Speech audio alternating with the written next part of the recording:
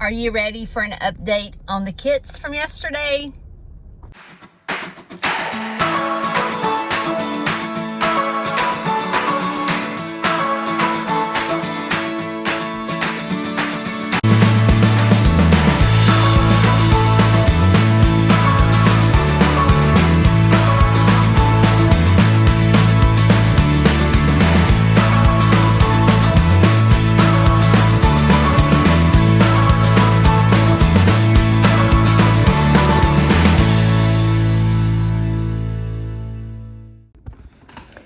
So if you're joining me for the first time and you didn't see part one, yesterday I woke up to find my doe. She had had babies and she didn't make a nest, and there were only 3 of them, and she left them out in the cold to die. 2 were alive and 1 had passed away. And so I had gotten the kits and put them close to me and warmed them up. And my other doe, Fluffy May, had had babies on Wednesday. So I was hoping that Fluffy May would foster these 2 babies. And they passed away. And, you know, sometimes when you have animals and you have a farm, these things happen. And a lot of things are out of our control. It's just part of the beast of having a farm.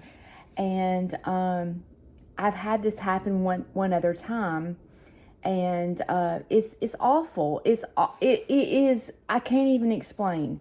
It is absolutely awful. And sometimes when you do everything in your power to try to make everything just go totally smooth, sometimes it just doesn't happen that way. And on this channel, I want to be myself. You know, in part 1, I was running around like a crazy person with no makeup on. I hadn't even brushed my hair or brushed my teeth, because that's what happens on a farm. Sometimes you wake up and you don't even have time to brush your hair, and there's total chaos. And it's important for me and the content that I bring to this channel. It is important to me for you to see what really happens on a farm. You know, I could have my makeup perfect and show you nothing but wonderful content of the great things that happen on the farm, the field trips, the kids that make contact with animals, and the births of babies that turn out beautiful. But that's not what happens all the time. Part of having animals, there's sadness, and it comes along with it. And it's important for me to show you what really happens in my life. You know, I don't have it all together all the time. You know, a lot of times people see me and they think, oh my gosh, Judy's so bubbly and she's so full of energy. And I am like that. I do have tons of energy, and most of the time I do have a smile on my face, but it doesn't always happen like that. There is sadness, and there is times when I'm tired, and there's times when I have done a field trip, tours, been to schools, and I'm exhausted. And the way I got to where I am today is through hard work. And sometimes people want to mimic me and have a petting zoo and all this stuff. And it's important for me to show you that I have to hit the floor running every single day, even when there's sadness. Like, I still have to get ready, put a smile on my face because people are pulling in the driveway. And nobody wants to come to a petting zoo with me over there crying because my kids have passed away. And no one wants to really hear me talk about it, you know, when they're coming for tours, because they're coming for a happy place. They're coming where they're wanting to be surrounded by animals that love them. And that does happen. And sometimes I have to put a different mask on when people are pulling in the driveway because I feel sadness in my heart, but I can't quite show that, the chaos that's going on in my life, because that's not what they came here for. And sometimes that can be difficult. And, the people that do come to my farm and go, oh my gosh, I want to have a petting zoo, or I want to quit my job and do what Judy does. And those things happen. And, sometimes petting zoos will pop up around me, and people ask me, how do I feel about that? And to be honest with you, I feel like I want to be supportive of other people's ideas. I do. Like I told you that I don't want to carry my animals to birthday parties. That's not a desire of mine. And so if there's a petting zoo down the street that does that, well, then when people call me and say, Judy, do you bring your animals to birthdays? And I say, no, but I know who does. And then I'm able to refer another farm or another person to another farm for birthday parties. And so I'm all about supporting other farms. And I feel like, to me, I don't know, like you have to, in order to have a petting zoo, you have to do it expecting nothing in return. And what I mean by that is, if you're expecting to quit your job to have a petting zoo full time, good luck with that. You have to have a desire and a love for animals and expect nothing in return, because that's basically what you get. I'll give you a prime example. This weekend was very successful. I had a very good weekend financially. But guess what? Friday, the vet is coming. The vet is coming, and I will probably spend more with the vet than I did this weekend.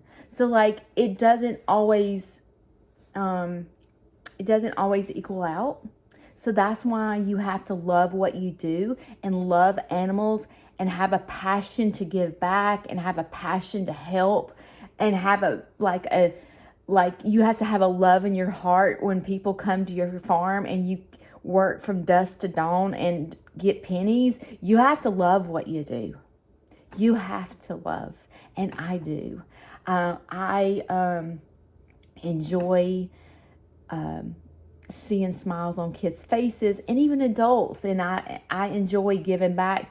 Today I am traveling an hour to drop books off at schools and little goodies for kids that this week is book fair at this particular school. And all I keep thinking about is, not every kid has a well grandparent that can come to book fair. And a lot of times these schools invite grandparents to book fair because they know the grandparents are going to buy a gazillion books for the kids, right?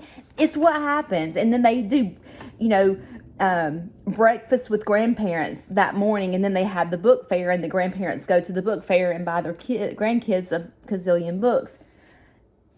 Let's think about this for a moment. Not every kid has that capability. Number one, the grandparents could be limited. They could live off a limited income.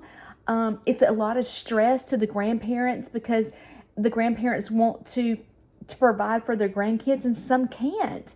And some kids don't even have grandparents because maybe they've passed away or they live out of state, And so I have started this Detour Foundation where my farm gives back to schools during book fairs.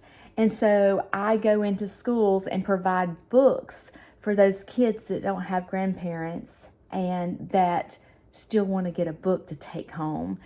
And so I'm very excited to do that today. And I do have tours this morning. So I have a lot going on today on top of losing baby rabbits. And I have to pick myself up and go, it just happens. And I have to get myself together and present myself as if Nothing's happened today. And sometimes that can be very difficult. As I sit here and get ready this morning with grief in my heart and sadness, I still have to get myself up, get ready for tours.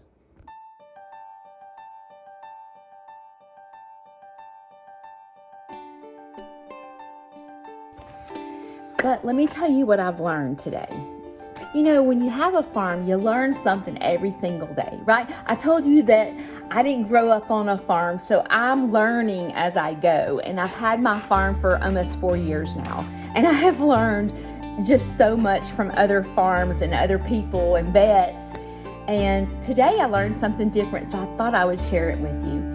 So I had my doe with her buck, my rabbit, if you're not familiar with animals. I had my female rabbit with a male rabbit for 3 days because that's what they recommend to make a connection. And what I'm being told is she's a lionhead, and what I'm told is she could have more kids like today or tomorrow. And sometimes when if you don't know, rabbits have 2 uteruses. So they can have a double pregnancy. So they can carry 2 different pregnancies at the same time. And sometimes when that happens, the first litter she'll reject because she's thinking there's another litter coming on. So there's a possibility that she rejected those 3 because she has more kids coming. So what does that mean for me? So today, I'm going to put the nesting box in her cage. I'm going to put tons of hay just in case there's more kits coming in the next day or 2. And that is a possibility. She has acted very strange the past couple of days. She has not wanted to eat her feed. And sometimes I call the vet, and sometimes that happens at the end of pregnancy because their stomach's, big and there's not enough room to put feed. She has been nibbling on carrots and lettuce, but she hasn't actually nibbled on her feed. She is eating hay, which is a good thing. Urine's fine. She's drinking. So I know that she's okay, but I know there's some things going on. So my job as her mother, her human mother, is to provide her with the most care that I can. So I've decided that I'm going to put the nesting box back in there just in case she has more babies in the next day or 2. So it takes 31 days for rabbits to have babies. So they were together for 3 days. So there is a possibility there could be more kits. So there may be a part 3 to this video.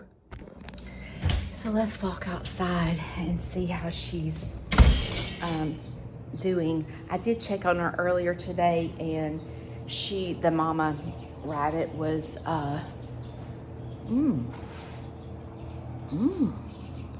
me show you. She has a lot of hair out.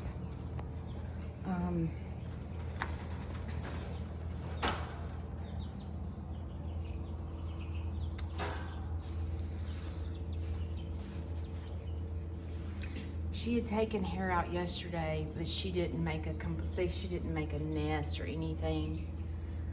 But here's a sweet baby. So I'm gonna bring a nesting box back in here. I think I'll pick up this hair, put it back in here for her. But anyway, we'll see what happens. So you're probably wondering about the little white rabbit that was in Fluffy May's cage that she maybe have kicked out or it had fallen out. So let's update you on that. All right, here's Fluffy May. And yesterday, I noticed, let me show you. Let's see. This one right here is it. All right, look how much smaller this rabbit is compared to the siblings. Like, look at the siblings. You see? And then there's this little bitty, and this is the one that was out. So there's something like going on. I'll show you some of the babies. Fluffy doesn't seem to mind that I touch him. But look. Cut them back up so they don't get cold. Fluffy, you a good mommy. So as you see, that one baby that was out yesterday is still alive. But you know how yesterday I told you that I didn't think that Fluffy had kicked it out of the nest because it had a full belly? Well, after taking a second look at things, I'm wondering if she kicked it out, because the kit is very, very small compared to the other babies. So there is a possibility that I was wrong, but she hasn't kicked it back out. This morning when I went in there and checked, the baby does have a full stomach, so I know it's nursing. So I don't know, you know, it may just be a runt, or she might kick it back out. I'm not sure. But it is alive and it seems to be okay, but it's just like, it's not even like the other ones have hair coming in and that one doesn't. So I'm not really sure if it's going to survive or not. Let's just keep our fingers crossed and hope for the best. So right now I'm walking to the farm to let all the chickens out, and then I have to go to the school. I can't stand having porta potties. I feel like that's so ugly. It's just a city thing, I think. I don't know. I hate having porta potties. I wish they were like a different color instead of like bright blue and bright yellow. But anyway, back to what I was talking about. I'm sorry I got distracted. But this morning I am going to the school. You know, I told you to take the books. So I'm going to go ahead and let all the chickens out, check on the baby goats, let everyone out of their cages, and get my day started. Good morning! Good morning! What are you doing strutting up there? Good morning, babies! Good morning! Good morning, sweet babies! Okay, are y'all ready to go outside and play? Howard, you ready to go outside and play? Ooh, we got, are you laying eggs? Did you lay an egg for the first time, Hollywood? Okay. This sweet baby right here is sitting on these eggs. Okay, let's let y'all out.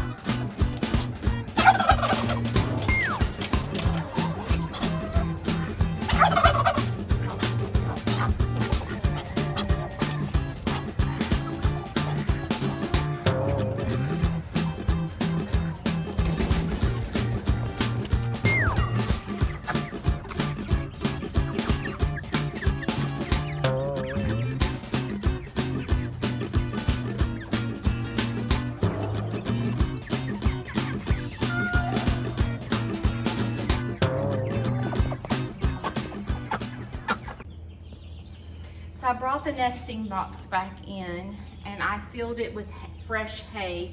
Her wool is up under that. So if by chance she has another set of kits, then we're ready again, and hopefully she'll use the nesting box and she'll be okay. So I'm inside now, and I'm getting, and this is cute. It's got little Sneed's Farmhouse on it. I'm gonna put the books in this to carry to the school to donate the books today. And I have these cute little, they're little ducks, they're little rubber ducks. And so I thought the kids might enjoy those as a little extra added. And we have all the books that I'm gonna donate to the school. and hopefully the kids that don't have grandparents will be able to go home with either a toy or a book, and hopefully it will bring nothing but smiles to their faces. Our farm is a nonprofit farm, so we give back, and this is one of the ways that I have found to give back to the schools, is being able to provide books and little trinkets and stuff for the kids that do not have grandparents, and it's book fair. So my kids, their grandparents were sick when they were young, and so that's why it's dear to my heart to think about kids that don't have grandparents, because my kids never really, my mother got sick when she was 52 years old and was bedridden for 11 years, so she never got to go to grandparents' breakfast. And then my dad lived in Gulf Shores, and so he wasn't here to go to grandparents' breakfast when my kids were young. And it just, you know, I can remember as a mother feeling very sad that my kids didn't have a grandmother or a grandfather to go to breakfast. My ex-husband's mother passed away as well, and he does have a father, and sometimes he was able to go to grandparents' breakfast, but there's nothing like having a grandmother. You know what I'm saying? There's nothing like. Grandmoms are different from grandfathers. I'm just saying. I don't mean to be judgmental about grandfathers, but there's nothing like a grandmother. And so my kids never had that. So that's why I thought of the idea of being able to give back books to schools during book fair, because my kids never had a grandmother to take them. So now we're off to the school. It's an hour drive, so we're gonna go there and surprise the kids with books. And I'm super excited to go in the Sneed's Farmhouse mobile.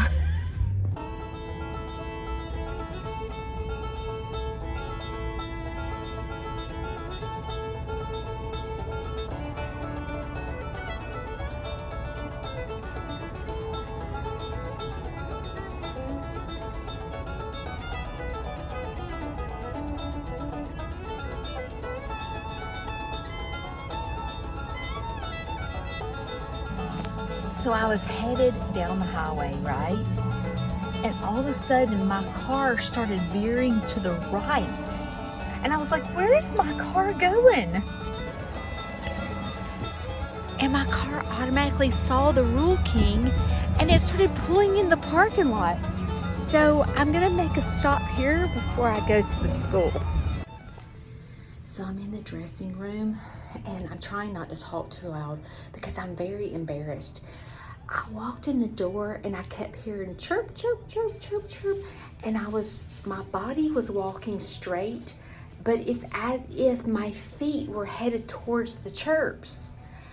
And I can't quite figure out what's going on. I'm like, gosh, am I losing my head? Like, why is my body going towards the chirps, but I'm trying to walk straight?